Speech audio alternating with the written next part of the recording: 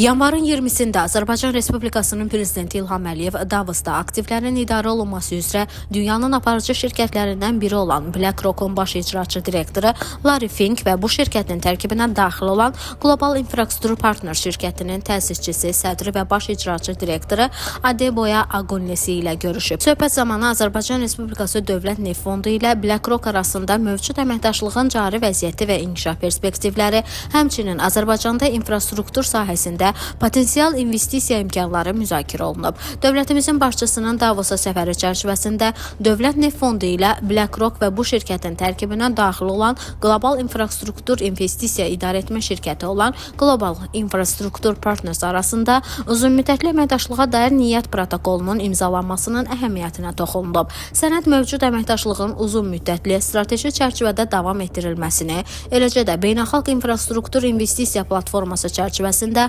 Azərbaycanda potensial investisiya imkanlarının araşdırılmasını nəzərdə tutur. Niyyət protokoluna əsasən Azərbaycan Respublikası Dövlət Neft Fondunun KİP tərəfindən idarə olunan infrastruktur fondlarına və birgə investisiya imkanlarına 3-4 il müddətində 1,5 milyard Amerika Birləşmiş Ştatları dollarına dək kapital qoyuluşu imkanlarının nəzərdən keçirilməsi planlaşdırılır.